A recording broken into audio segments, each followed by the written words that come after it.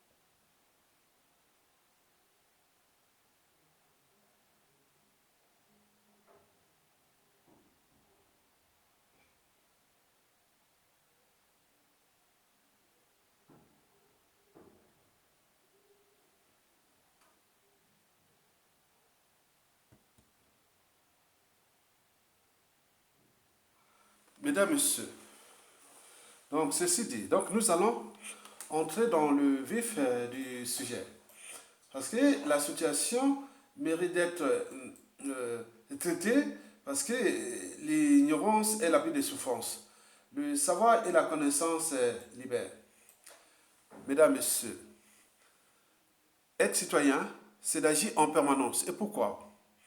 Parce qu'aucune cause n'est perdue d'avance, et surtout quand elle est digne, juste, noble, légitime et voire civilisationnelle. Donc sans lutte, il n'y a pas de liberté ni de la dignité d'un peuple. Sans lutte, il n'y a pas de justice rendue à un peuple. Sans lutte, il n'y a pas du but même de la condition, du respect du but même de la condition humaine ou sociale rendue à un peuple. Sans lutte, il n'y a pas de paix, encore moins de progrès d'un peuple. Ceci dit. Mesdames, Messieurs, vous savez que les études sur les indicateurs subjectifs de bien-être montrent que le plus important n'est pas ni le niveau d'activité ou de confort ou de tout ce que vous pouvez penser, c'est les niveaux d'inégalité. Plus les inégalités sont fortes, plus le sentiment de mal-être sera fort. Et ce que les Congolais sentent aujourd'hui, depuis qu'on nous a installé ce Sassou Nguesso-là qui est venu s'acharner contre ce pays, qu'il a brisé des millions de vies, le capital décès avoisine le million de morts. Deux, il l'a surendetté pour rien. Trois, il l'a ruiné et détruit un pays qui est déjà en faillite. Et en plus, il a apporté des étrangers qui ont pris le contrôle de tout ce que je vais vous expliquer en ce moment. Et donc, c'est pour les alerter que le danger est proche. Vous savez que moi, je reste modeste, mais il est sûr que je fais partie aussi des piliers de la chute de Sassou Nguesso. Au moment où ça chute, je serai aussi l'un des grands piliers de la presse Sassou Nguesso. Donc, mesurez-vous ça. Donc, ce que je parle, c'est des réseaux. C'est tout ce qui est de toute la grande, c'est-à-dire civile, politique et militaire. Des réseaux, on croise les informations de ce ras-le-bol, de cette bombe à retardement, de ce volcan qui risque de se déchaîner sur une partie des individus qui sont installés au Congo. Et je vous rappelle que bon, ben, ce sont toujours les plus faibles qui sont toujours les victimes. Mais là, il me semble que ça va aller plus haut. Tous les étrangers qui sont impliqués dans cette affaire-là, d'être les auxiliaires de la tyrannie, vont être traités dans les conditions prévues par l'expression de la volonté générale, c'est-à-dire la volonté du peuple congolais. Mesdames, Messieurs, peuple congolais, vous savez que ce qui énerve déjà les Congolais, par exemple les enfants de Sassou Nguesso, là, Denis Christelle Sassou Nguesso et sa sœur Claudia Sassou, qui, même dans les années 90, Sassou Nguesso, on ne les connaissait pas. Et depuis le coup d'État, ils sont sortis là, ils ont géré ce pétrole congolais là qu'ils l'ont volé, quatrième pays producteur de pétrole. Ils ont géré, ils ont construit des empires financiers, médiatiques et tout comme ça. Ils ont placé ça. Ils ont mis les moyens pour s'acharner maintenant contre le pays qui les a reçus et qui cherche même à prendre le contrôle de ce pays. Donc, aux yeux de l'inconscience et de la conscience des Congolais, mais non, c'est pas possible. Il y a un sentiment de mal-être. Et que, bon, les formations touchent pas les communs des mortels. Ils touchent aussi la matière grise et tous ceux qui, à tout moment, peuvent prendre le contrôle du pays. Et quand ça prend ces gens, c'est dangereux parce que ces gens, ils réfléchissent en termes de loi, en termes de moyens de l'État. Donc, il y a beaucoup de moyens de rétorsion et de pression contre ces gens. Donc, je suis là pour alerter. Mesdames, Messieurs, peuple congolais. Donc, après donc ça va créer le sentiment de xénophobie envers déjà nos frères, compatriotes ou confrères de l'autre rive du fleuve Congo, la rive gauche du fleuve Congo, Brazzaville, la rive droite du fleuve Congo, et Kinshasa, la rive gauche. Parce que là, Kinshasa, ils ont toujours dit que nous, les Congolais de Brazzaville, on est des xénophobes. Non, on n'est pas des xénophobes. Il y a beaucoup de choses que les Aïrois font au Congo, que sous Sassou Nguesso, et que ce que je vais vous dire. Déjà, ça crée un climat donc ça peut arriver à des situations. Bon, historiquement, des deux côtés, déjà les années 60, bon, les Aïrois avaient expulsé les Congolais de Brazzaville. Inversement, on s'expulse des deux côtés, mais les relations entre les deux pays sont toujours restées à la fois tumultueuses, à la fois froides ou semi-chaleureuses et tout compagnie. Jamais vraiment stable. Non, non, jamais à cause des comportements déjà de la RDC. Parce que nous, bon, nous c'est Sassou. Avant Sassou, il n'y avait pas ce souci. Mesdames, Messieurs, bon, il y a aussi les Ouest africains. Il faudra ajouter aussi les Libanais qui posent bien des soucis. Il y a les Aïrois, les Libanais et les Ouest africains que nous allons détailler dans ce problème. Mesdames, Messieurs, donc je vous ai dit que j'interviens ici comme un lanceur d'alerte, c'est-à-dire il alerte des dangers, comme un chien qui aboie. Et pourquoi? Parce que le futur, ou l'avenir, c'est justement le passé et le présent qu'on ignore. Autrement dit, la presse Sassou Nguesso, c'est le passé et le présent qu'on ignore. Le passé, pourquoi? Historiquement, déjà en 1978, vous avez vu ce qui s'est passé dans ce pays. Qu'on a chassé tous les Ouest africains du Congo, Brazzaville. Vol, charter et tout. Bateau, ils étaient partis en bateau. Oui, c'est ça. Et vous savez que en 2013-14, vous avez vu l'opération Bata Bakolo. 90 000 Isaïrois expulsés dans les conditions d'inhumanité. Et n'oublions pas ce qui s'est passé ailleurs, par exemple en Afrique du Sud et tout compagnie. Donc, il faut dire que le passé, c'est ça engendre ce que nous subissons aujourd'hui, le présent. Maintenant, passons maintenant pour le présent. Le présent, c'est que, bon, vous connaissez la réalité qui se passe dans ce pays, où les Congolais ont le sentiment qu'ils sont devenus des étrangers dans leur propre pays. Et que les étrangers qui sont là travaillent pour le compte du régime, contre les Congolais. Faites vous-même les sondages des étrangers ou des Ouest africains ou des gens qui sont là, sont les Congolais. Parlez de Congo-Brazzaville, oh, on est chez nous, on est ça. Vous allez entendre beaucoup de trucs à l'intérieur. Comme il dit, oh ouf, les Congolais, bon, c'est maintenant nos esclaves, non, voilà. Donc, vous voyez déjà ça. Mesdames, Messieurs, je vous informe que ce qui se dit dans les réseaux de la résistance, bon, beaucoup viennent aussi des informations de la résistance intérieure qui subit de plein fouet toute cette injustice faite aux Congolais par Sassou Nguesso en instrumentalisant les étrangers contre les Congolais. Bon, il faut se dire aussi au niveau de beaucoup de la résistance parce que la plupart des temps sont à deux pas de récupérer ce pays. Et qui aujourd'hui on met Denis Sassou Nguesso et des étrangers. C'est une colère, c'est des tensions qui sont là. Mesdames, Messieurs, voici ce qui explique l'augmentation du risque élevé de racisme et de la xénophobie ou de violence aux étrangers au Congo-Brazzaville pendant la chute de Sassou Nguesso. C'est d'abord, leur acquaintance avec les apparatchiks du régime et l'éducateur. Les étrangers ont toujours soutenu Sassou Nguesso et les apparatchiks du régime. La pratique de la corruption demeure un échange quotidien entre ces deux parties.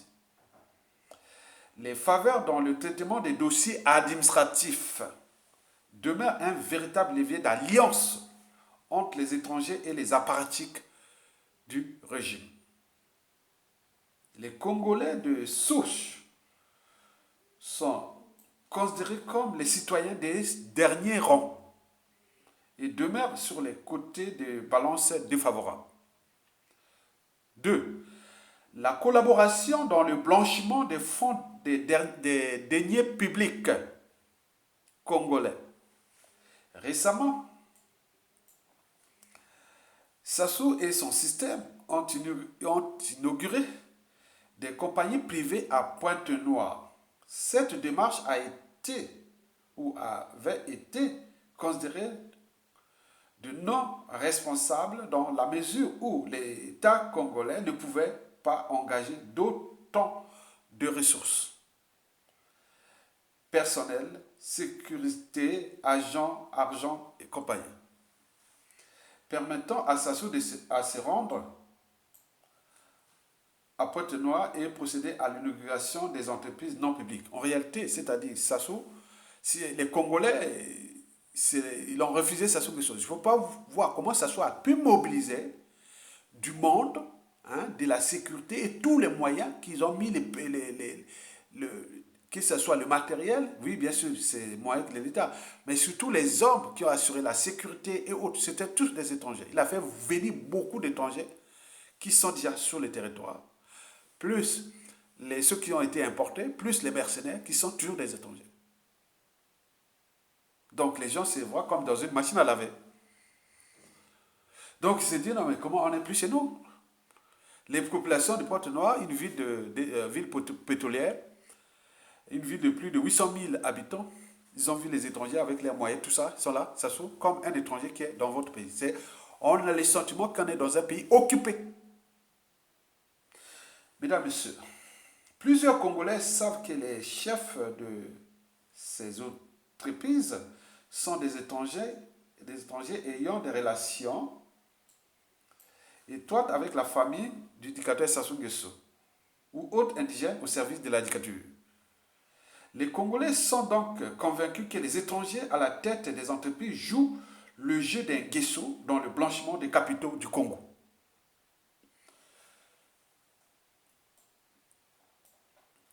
Trois, le détournement des aides alimentaires. Vous savez que le Congo, au lieu de produits autres, ne vit que des aides alimentaires. Et ces aides-là, quand ils arrivent, ils sont détournés et mis dans les commerces gérés par des étrangers. On va faire la quête des dons, tout ce qui est des aides qui peut être commerciable. Donc, on prend ces aides venues de tout l'étranger, on met dans les circuits des entreprises, des commerçants qui sont là. Et c'est eux qui vendent ça pour, je ne sais pas quelle est leur commission. S'ils vendent ça, ils doivent prendre peut-être 30% de commission pour les charges et il reste les autres au tyran. Donc ça, c'est au niveau des aides et du commerce et tout. Tout est contrôlé entre les tyrans et les Congolais ne voient que du feu. Et donc les aides alimentaires, pareil. Tous les commerces là sont remplis de tous les aides, ils viennent, ils rentrent dans les commerces, dans les boutiques. Et les Congolais n'ont pas droit, c'est interdit de faire ce commerce-là, c'est interdit. Sinon, tu risques la prison. Mais d'ailleurs, tu n'auras pas la possibilité d'ouvrir ces commerces. Et donc, toutes les aides venant même eux, ils créent des fondations non lucratives, telles que Congo Assistance, Lusingi, Fondation Perspective d'Avenir, etc. Ils ont créé toutes les fondations, plein de trucs comme ça qui sont là. Pour ça que les moyens de détournement gérés par les étrangers. Et les Congolais sont là. Les produits de première nécessité tels que l'huile, le riz, les savons, les spaghettis, les garnitures des femmes et aussi des médicaments, fournitures scolaires et d'hôpitaux revenant des aides humanitaires sont très souvent livrés aux amis étrangers, commerçants et proches collaborateurs du régime de Sassou Nguesso. Mesdames et messieurs, peuple congolais. Alors, qu'est-ce qui augmente ce risque élevé de, de racisme et de la xénophobie à la chute inévitable de Sassou Nguesso? Et pourquoi? Déjà pour les arguments précités, mais il y a 5 raisons à ça. La première raison, c'est que, bon, déjà, le pays est en faillite. Et historiquement, à chaque fois qu'il y a eu des crises économiques et financières à travers différents pays et continents, ces crises ont toujours engendré l'ostracisme, la peur de l'étranger. Oui, le bouc émissaire, oui. C'est tout à fait logique parce que la xénophobie en Afrique du Sud, par exemple, est un cas d'école. Parce que c'est lié à la crise économique et autres. On dit non, mais ça y est, c'est les Africains qui sont là.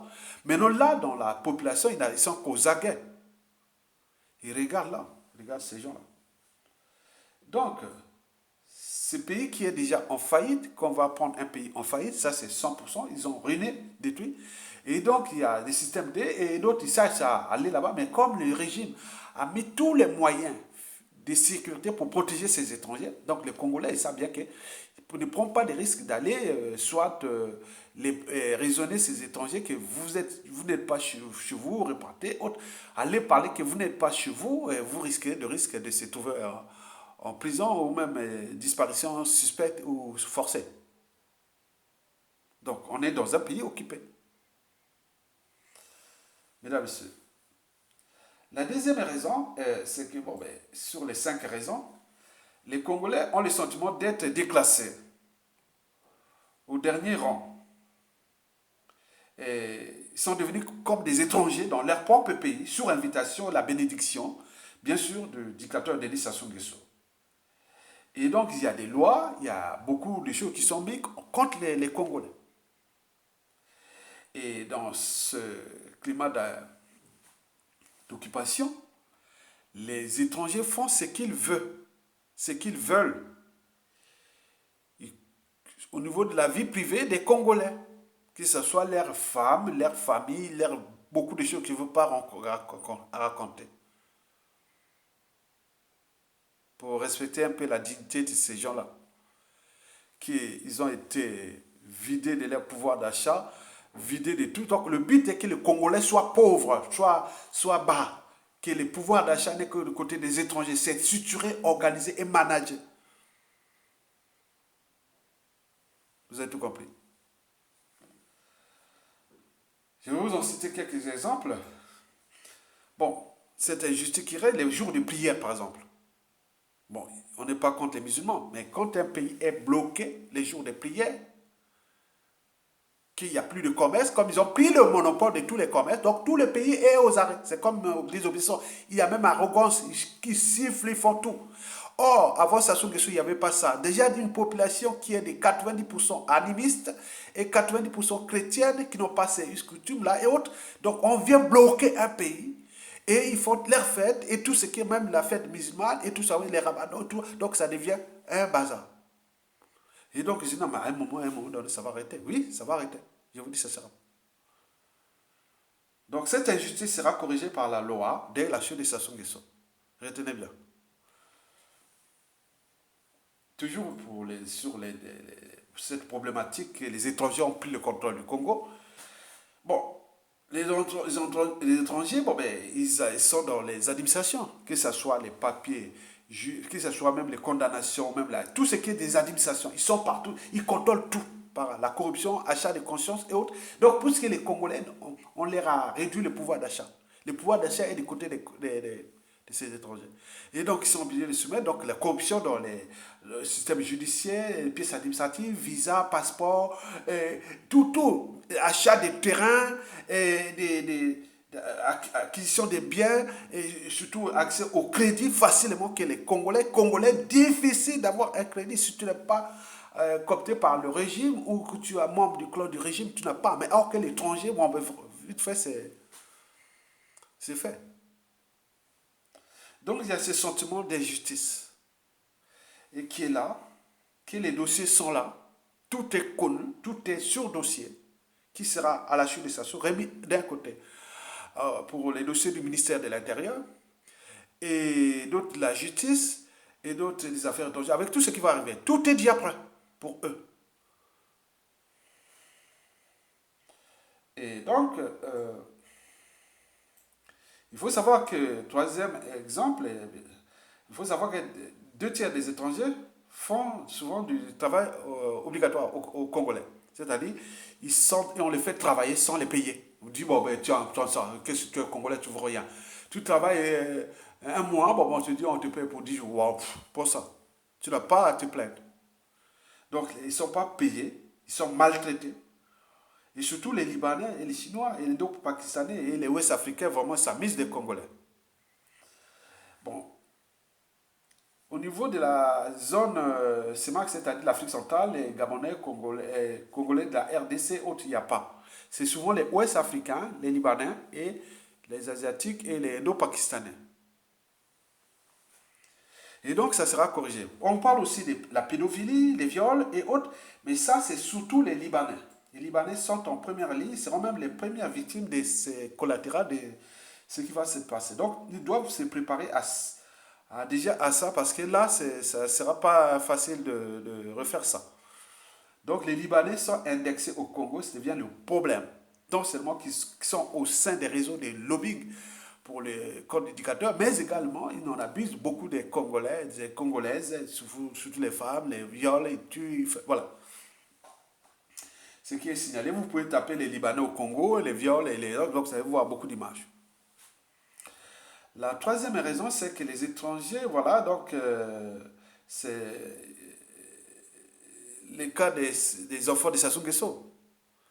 Donc ils sont là, mais ils cherchent en plus à prendre le pouvoir. Donc ça crée un sentiment de xénophobie envers la RDC qui, s'il essaie, peut-être qu'il y aura un bain de sang, mais au final, s'il ne sait pas, qu'il ne réussit pas, qu'il ne va pas réussir, mais ça va créer un sentiment de xénophobie entre les deux Congos pour longtemps, puisque tant que le problème des enfants Sassou Nguesso, qui est tous leurs biens qu'ils ont stockés ou cachés ou investis en RDC ne sera pas réglé, les relations diplomatiques, économiques, commerciales entre les deux Congos sera potentiellement, surtout vraiment problématique pour le cas de ces jeunes-là, que même les Aérois ne savent pas les raisonner, parce que là, ça va être chaud entre les deux Congos, parce que le monsieur, les kiki, les cocos, les caca et pipi, tout ce monde-là sera vraiment, il y aura une situation, je ne vais pas vous le dire.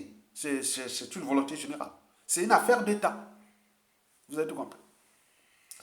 La quatrième et l'avant-dernière raison, bon, ben, il faut se dire que les mercenaires, le problème des mercenaires, puisqu'ils ont été installés au Congo depuis 1997, ils sont là. Et beaucoup se sont métamorphosés en commerçants, d'autres ils ont des affaires, d'autres ils sont là. Ce sont les mercenaires, ils sont connus. Ils sont identifiés. Donc, chaque fois, les gens ont un sentiment qu'on n'est plus chez nous parce que la police, ce sont les mercenaires la plupart du temps qui sont masqués, ils tuent les gens cagoulés, en plein jour, ils tirent sur les gens cagoulés parce qu'ils sont les mercenaires, parce qu'un Congolais ne va pas tirer comme ça parce qu'il sera identifié par la famille. Donc on a mis les mercenaires pour aller, les disparitions suspectes, les tortures et tout ça, ce sont des étrangers qui sont là. Donc ils sont là pour terroriser, martyriser les Congolais pour qu'ils se soumettent au tyran et ils continuent à vivre tranquillement. Et donc, beaucoup de mercenaires sont identifiés et il y a des solutions qui vont être faites contre ces mercenaires parce qu'ils sont beaucoup sont identifiés, beaucoup vont être identifiés aussi. Donc, on sait déjà comment on va les traiter. La cinquième et dernière raison, c'est que, bon, ben, surtout au point de vue électoral, depuis 2015 déjà, ce sont que les étrangers qui vont voter. Par exemple, quand il y a eu coup d'État constitutionnel de 2015, 95% de la population a refusé. Ceux qui sont allés voter, ce sont les étrangers qui ont pris en leur donne des faux pièces d'identité nationale. Ils sont allés voter pour faire des figuratifs, pour qu'aux yeux de l'opinion internationale, ils disent, oh, finalement, ils sont allés voter. Mais ce sont des étrangers. Ils sont sécurisés, ils sont vraiment entenus, parce que, oui, on vous a aidé à être riche dans ce pays, à avoir ces conditions de vie au-dessus des Congolais, mais il faut mettre de la pâte, quoi. Il faut venir aider le régime. Vous allez par exemple voir quand Ibeka est arrivé au Congo pour aller chercher l'argent chez Sassou Nguesso pour les campagnes électorales, vous avez une communauté de Maliens qui criaient haut, les gens étaient indignés. Ils disent mais c'est pas possible. Donc on comprend bien. Donc c'est à chaque fois qu'il faut ça, c'est un sentiment de- Et donc 2016, vous avez vu la mobilisation des Congolais pour aller voter le président élu qui est emprisonné. Oui, c'est ça. Mais depuis là, il n'y a plus personne qui va. Donc tout ce qui se prépare, ce sont des étrangers. Et les gens ont le sentiment qu'on est en insécurité déjà électorale parce que même ça, les étrangers là vont voter pour faire la figuration de ça et que voilà, ça soit là et autres. Donc ils sont en train de chercher à inverser la population congolaise pour qu'elle soit totalement aux mains des étrangers. Et ce qui est déjà en partie fait. Mesdames et messieurs, je vous rappelle que dans 97% des cas, la chute d'un dictateur apporte toujours le chaos. La chute inévitable de Sassou Nguesso va certainement apporter le chaos. Donc on pourra y avoir des scènes de meutes, de pillage, de règlement de comptes, du racisme, des xénophobies, qui sera certainement alimenté aussi par des Congolais de souche et qui auront envie d'en découdre avec ces auxiliaires de la tyrannie. Et on va s'attendre au voir des magasins, des commerces pillés, des vandalisés, des scènes et autres, même instrumentalisés en coulisses par certains résistants et autres. Et n'oublions pas le racisme envers les Libanais qui seront les premières victimes des dégâts collatéraux de ce qui va se passer. Et la xénophobie, surtout envers la RDC, parce que là, c'est Kiki, Coco, là, c'est chaud. Et les Ouest africains, on connaît bien ce qui va se passer aussi. Mesdames et messieurs, peu comme là. Pour terminer, je vous informe nous aurons au final 3 cibles majeures et 3 enjeux majeurs. Ce que j'ai retenu des réseaux, hein, parce que beaucoup des 92% des Congolais, ce sont des Congolais des souches, quoi, qui vont prendre le contrôle du pays. Ça, je ne vous cache pas. Voilà, pour les étrangers, ils peuvent déjà prendre conscience déjà de ça. C'est très important. Déjà, les 3 cibles à retenir. La première cible, ce sont les étrangers qui ont collaboré avec le régime et devenus des auxiliaires. Ils sont identifiés. Il y a des noms et prénoms de famille, leurs biens, leurs terrains, tout ça, ils sont identifiés. Donc, on distingue plus de 357, d'après les chiffres, mais ils vont encore augmenter. Donc, le risque pour lui, c'est surtout les pressions fiscales. Et n'oublions pas tout ce qui sera pour la prison et éventuellement les expulsions. Et additionnant avec d'autres trucs qu'ils ont fait pour mélanger tout ça. Bon, je ne veux pas vous dire, je ne veux pas vous donner toutes les stratégies, hein, voilà, qui sont dans les dossiers. Et les deuxièmes cibles, ce sont les Libanais. Parce qu'ils auront beaucoup de soucis après la chute des sanctions parce qu'ils risquent des pressions fiscales et aussi des prisons parce que beaucoup ont commis donc il y aura des signalements, autres ils ont fait des violences sexuelles et pas des trucs de pédophilie, des viols et beaucoup de choses qui n'en abusent des Congolais là-bas et bon, beaucoup seront expulsés. Demandez sur invitation, il faut rentrer. Je parle de ceux qui, pas tous les étrangers, ceux qui sont identifiés. La troisième et dernière cible, ce sont les mercenaires. Donc, grande partie sont déjà identifiés. Mais il y a d'autres dossiers identifiés. Mais l'enjeu, selon les raisons, l'enjeu sera de les regrouper, les mettre par exemple à Tiabicho et les affamer. Pour que ça crée jurisprudence, parce qu'ils soient affamés et que la communauté internationale dise oh, mais tiens, qu'est-ce qui se passe au Congo là-bas? Il y a une grande partie, ils sont blancs, noirs, jaunes, ils sont affamés quelque part. Les gens vont mourir, on va faire là. On ne veut même pas faire entrer les organisations internationales. On peut le faire ou non. On met nos images. Tu vois, on vite aider les affaires. Parce que les autres, ils disent non, ils étaient venus depuis 1997, nous massacrer. Ils sont venus contre le Congo. Les mercenaires n'est pas là pour venir aider un pays. Ils sont là venus pour combattre un pays. Et donc, par contre, nous devons les punir. Donc, ils prennent même l'exemple de la Première et Deuxième Guerre mondiale en France. Quand l'Allemagne avait perdu la guerre en Première Guerre mondiale, puis en Deuxième Guerre mondiale, les Français avaient puni, tapé les Allemands dans leur propre pays, en Allemagne et tout compagnie. Donc, il a été puni. Donc, les gens donnent cet exemple-là comme repère et que beaucoup d'étrangers, tous ces mercenaires qui seront captés et qui seront mis affamés volontairement, il faut qu'ils deviennent, voilà. Donc, pour ceux qui vont se battre, et là, c'est encore pire. mais ceux qui sont les autres qui sont identifiés, je vous rappelle que, je vous informe que dans 99% des cas, vous serez regroupé quelque part à Tchapicho et vous serez affamé. Volontairement. Et jusqu'à ce qu'il arrive, comme non, non, il y a quelque chose, il faut montrer à la communauté internationale que voilà les gens qui étaient venus punir le Congo. Et qu'aujourd'hui, le Congo est en train de les punir. Et donc, les organisations internationales, pour que ça fasse jurisprudence au niveau mondial, que voilà, ça c'est le mercenariat peut se payer aussi en monnaie de singe. Donc, le but est qu'ils soient malades, comme nous, je vous informe, qu'après, il faut ramener, vous êtes quel pays, s'ils ne sont pas payés, bon, ils vont pas arriver là. Donc, il y a quelque chose qui s'est décidé là. Bon, donc, vous êtes informés.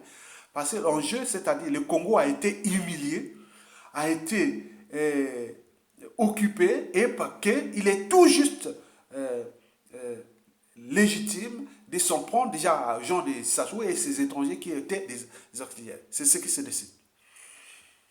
Maintenant, les enjeux. Parmi les enjeux, les trois enjeux, c'est de redonner confiance aux Congolais qui sont de nouveau ceux eux. Et que les étrangers ne sont pas nos ennemis, mais sont nos amis, doivent respecter nos lois, que vous êtes chez vous. Partout dans le monde, c'est ça.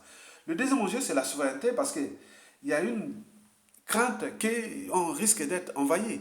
Donc les étrangers, donc il y aura beaucoup de travail de fond, d'assainissement de ces étrangers sur le plan de l'immigration et des papiers, et beaucoup de visas, et beaucoup de trucs qui vont passer là. C'est déjà tout prêt. Et donc, je ne vais pas vous donner des statuts. Troisième et dernier enjeu, c'est politique. Donc, l'enjeu, c'est-à-dire, on veut vider le Congo de ces étrangers-là et les remplacer par les nôtres. C'est-à-dire, on veut vider le Congo des étrangers de Sassou Nguesso. C'est ce qu'on dit. Ça, c'est 100% unanime de tous les officiers. Vider le Congo de ces étrangers de Sassou Nguesso. Et remplacer progressivement par les nouveaux étrangers de tout le monde entier, mais qui respectent les lois, règlements, notre pays, nos coutumes, et qu'ils apportent la valeur ajoutée, que ce soit matière grise ou commerce ou autre. Donc, c'est ceux qui seront venus. Donc, l'enjeu est de vider progressivement. Donc, ils vont mettre des mesures d'expulsion ou de choses comme ça qui vont accompagner petit à petit ces étrangers qui ont été au service de la tyrannie, qui sont identifiés. Donc, vous êtes avertis que le peuple gagne toujours, il a les derniers mots et les derniers jugements, que le Congo a été souillé, parce que l'enjeu c'était inverser le Congo, mais nous avions encore 92% des Congolais de souche dans ce pays. Mais le problème aussi chez nous, c'est ceux qui ont laissé faire, ont laissé ça se faire. Il y aura aussi des chaînes de responsabilités. Comme ici à la débat en France, à la sortie de la Deuxième Guerre mondiale, il y a eu le jugement ici en France pour dire non, mais qu'est-ce qui n'a pas marché? Donc ça va se passer au niveau de la période de transition pour dire quelles sont les failles, qu'est-ce que vous avez laissé Sassou Nguesso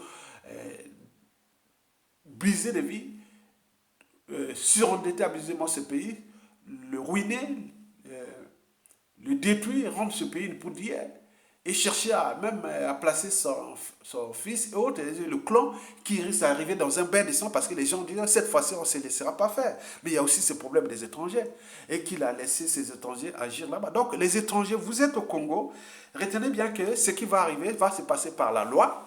Déjà le chaos va arriver, peut-être qu'il y a certains qui vont alimenter, tirer les suffisants derrière pour que les Congolais pillent ou fassent. Bon, ça c'est passé partout. Hein.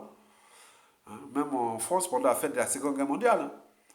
Partout, c'est passé comme ça. Donc, vous courez les risques là de se retrouver dans les scènes de pillage, de magasins, même encouragés, ou tissés par l'autre là, et ils ne voient pas, ils ne voient rien. Le but est de laisser la nature faire ces choses. Et après, vient la loi, le règlement, le droit international et autres, puisque l'enjeu est que les étrangers là répartent ce jeu. Nous importons les étrangers à valeur ajoutée qui sont les meilleurs chez nous. Pas ceux de Sassou Nguesso là. Vous avez tout compris. Merci beaucoup.